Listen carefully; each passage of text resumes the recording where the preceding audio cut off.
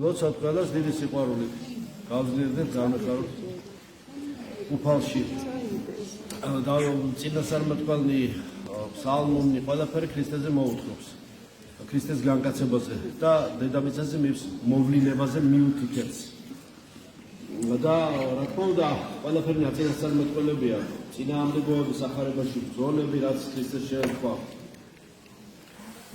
და ისიც რომ უფალი გაიმარჯვებს და მოაქცევს მსოფლიოს ამიტომ სულუქლის სიახლოვეში უნდა ვიყოთ ქრისტეს სიახლოვეში რომ არ მოვწდეთ ამ მარცხს ქრისტეს მოცემულ მარცხს წინააღმდეგობა ყოველთვის იქნება მიწა ცხოვრებაში მეტაკლებად ყველას გვაქვს ბრძოლები და ესე უნდა იყოს და წინააღმდეგობები რო არის ამ წინააღმდეგობის გამო ვიზიდებით და ვლახავთ ბარიერებს ხილუშლუხილავს სულიერ პორციალს ასე ვთქვათ აი წინააღმდეგობების გადალახვა ბზდის გვაწრთობს და დაშვებულია ღვთის მიერ ამიტომ მაცხოვრის წინააღმდეგ მთელი მსოფლიო და მთელი ის გარემო აქ გახსოვთ ეხლაც აი ქრისტიანობას ერთვის წარმართული სამყარო და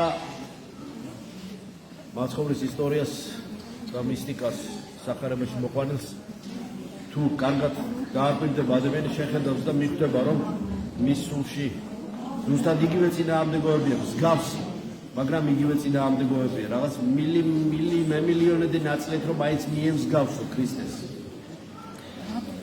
რატო ხდება ესე რატომ ძლავრობს ეს სოფელი წარმართული სულიერობა რატომ ძლავრობს იმიტომ რომ ქრისტიანი აღებულია ამ სოფლისაგან არ ახართ ამ სოფლისაგან და იმიტომ ამ სოფლისა რომ იყოთ მაშინ ეს სოფელი ყვარობდა თქვენ პირდაპირ წერია ქრისტე ამბობს ამას ეს სოფელი არ ყვარობს იმიტომ რომ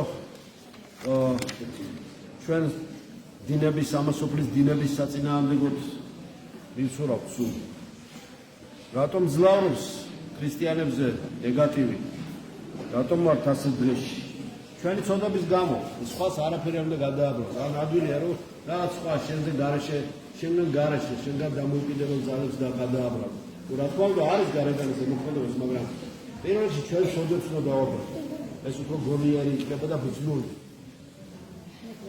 და ჩვენ საკუთარ თავს მოვკითხოთ და ჩვენი საკუთარი ცოდების გამოსწორებით დავიწყოთ და მე უკვე უფრო როცა ადამიანი თავის თავს შეუღრმავდება მე უფრო ატყობს რომ წნარდება ეს ბრძოლა და მის წინააღმდეგ უკვე ეს უკეთური ძალა ისეთ გამარჯვებას ვეღარ ზეიმობს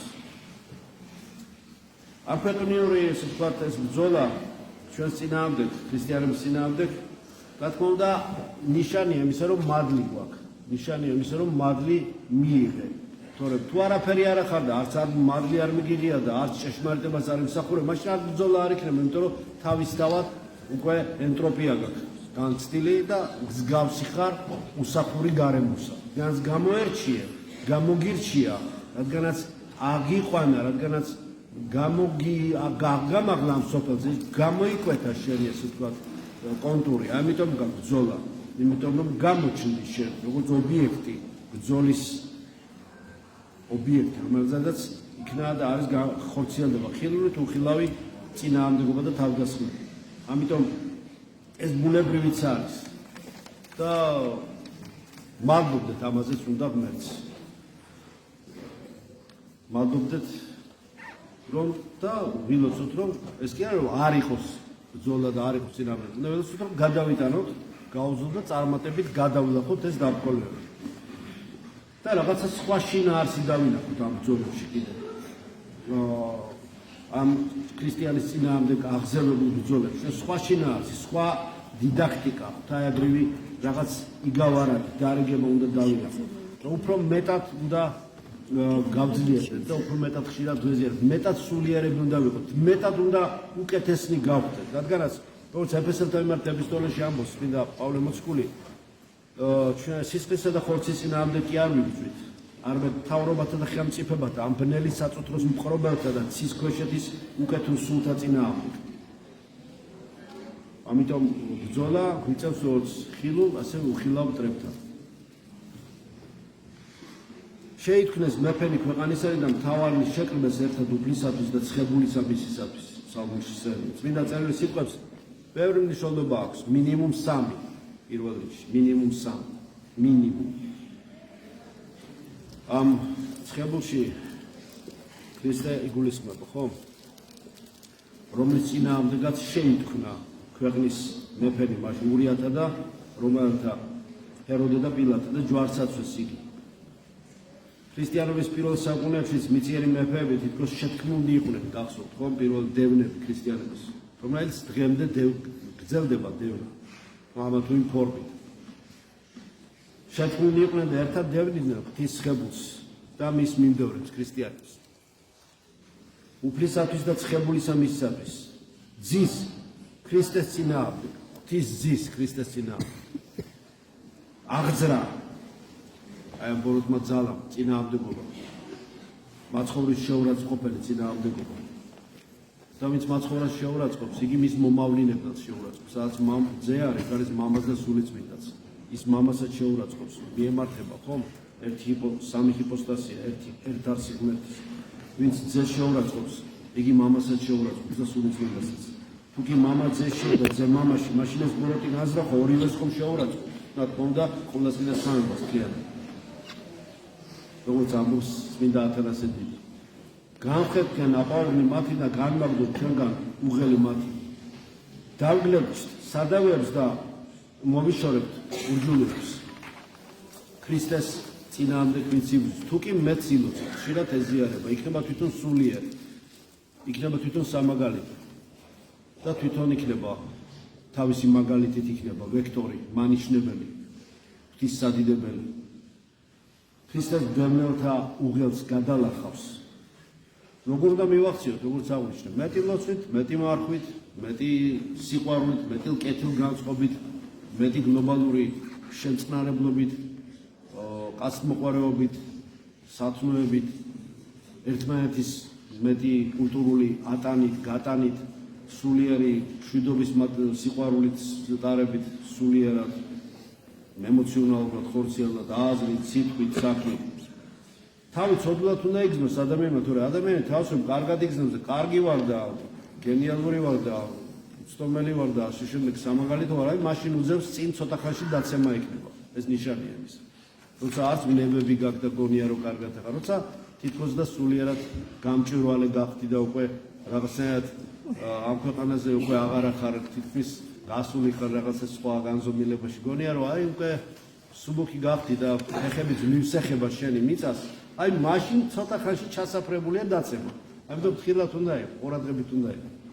რომ ზუსტად მაშინ იცის კარგა მაგარი ისე ვთქვათ დიდაქტიკის მოვლენა ამ მდგომარეობა. ღვთაებრივი მისტაგოგიის. ამიტომ ხილად უნდა იყოს ადამიანი. და ყურადღებით იყოს საკუთარი თავის მიმართ.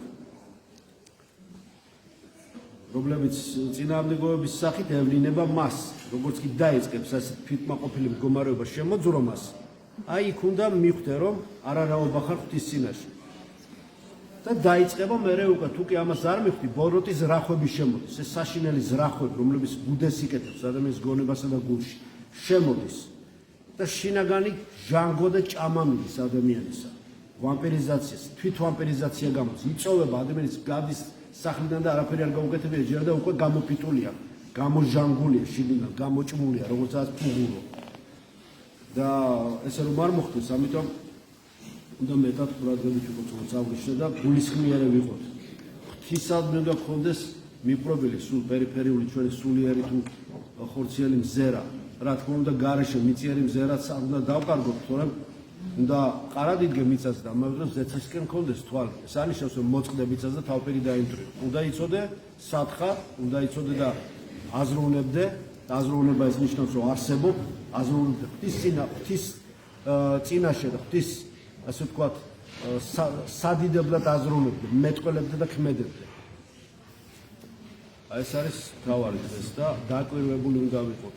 ეს მით უმეტეს სულ ვამბობ, რომ 100 თვალი და 100 ყური, 100 ყველა შეგრძნების გაასმაგებული ფაქიზი გრძნობიარობა, კონტროლირებული უნდა გამოისხას ადამიანმა და უნდა განავითაროს, რომ უფრო მეტად ყურადღებით იყოს იმ ხილულ და უხილავი მახეებისა, რომელიც დაგებულია ჩვენს წინაშე. იმიტომ რომ თუ მორჩილება არ გვეხება, თავმდაბლობა, თავი დაიმდაბლება, დაიმცირევა, დაიმდაბლება.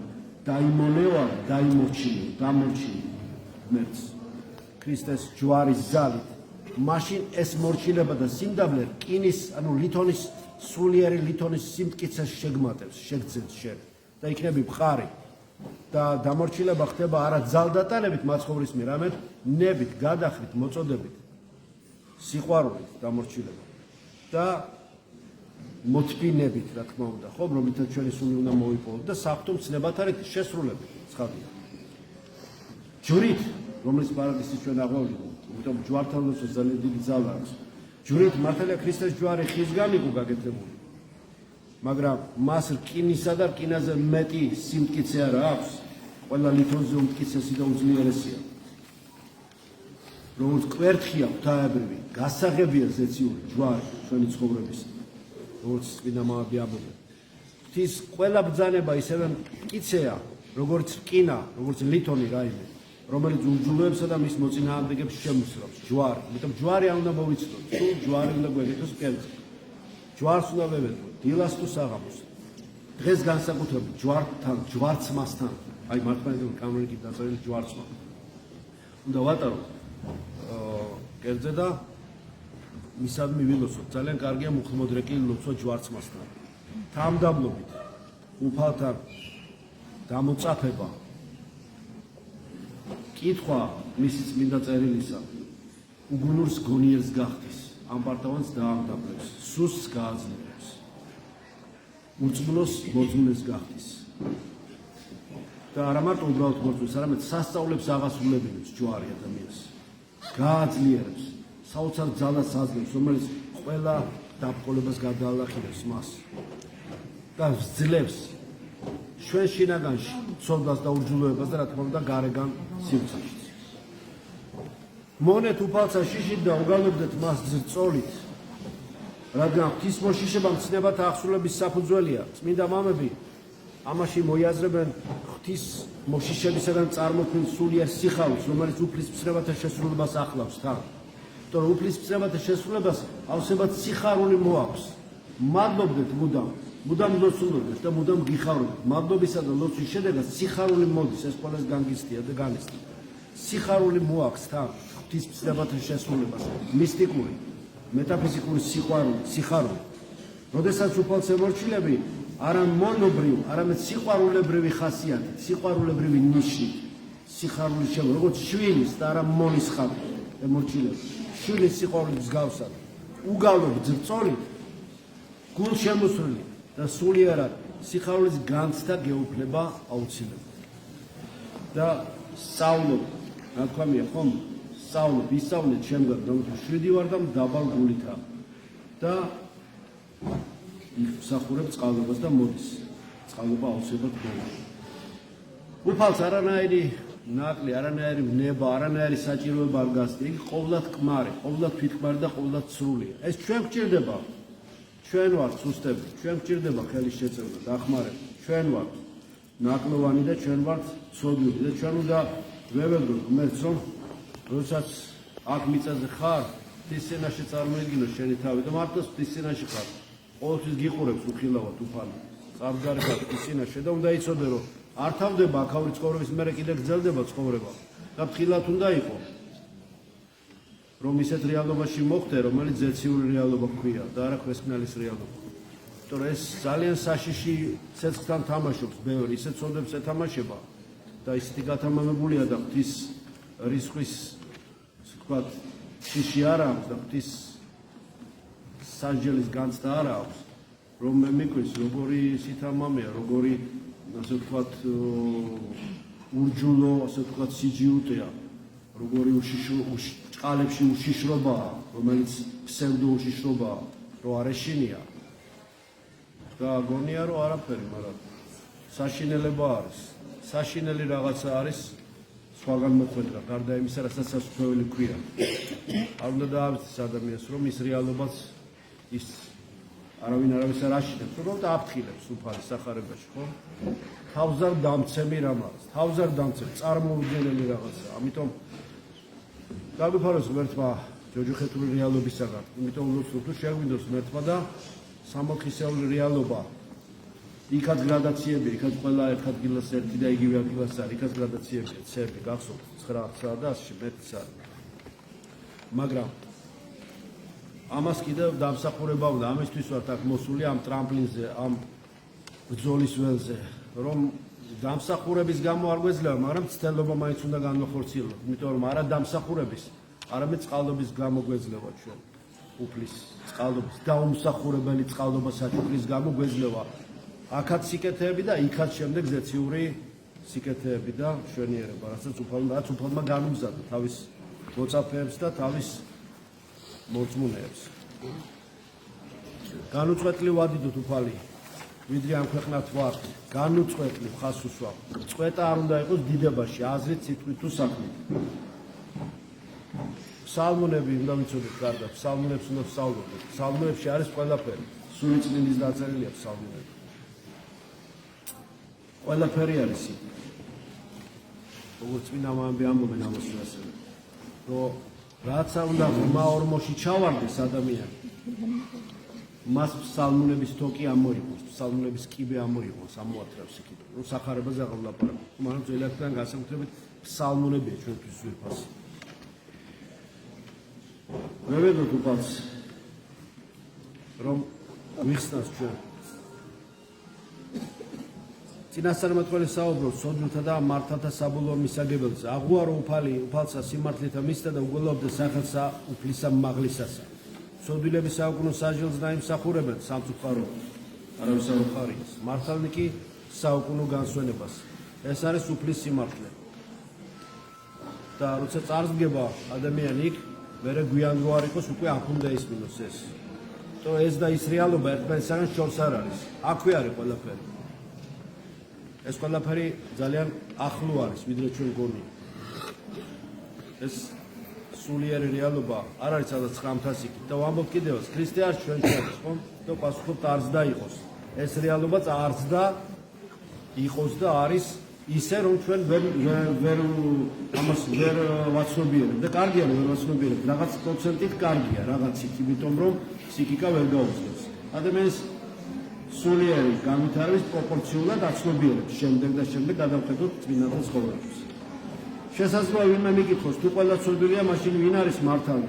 მართალი ის ადამიანია, რომელიც საკუთარ თავს ცოდვილად მიიჩნევს, აქვს სინანული და იმედი, რომ უფალი ცოდვებს მიუტევს. ამიტომ არის სამი საღვთისმეტყველო სათნოება: სარწმუნოება, სასოება, იმედი და სიყვარული, რომელიც გზას ხსნის, რასაც ყველას გისურვებთ. მაგ მოგზეშვეს იესო ქრისტესი, იყოს თქვენ ყოველთა თანა.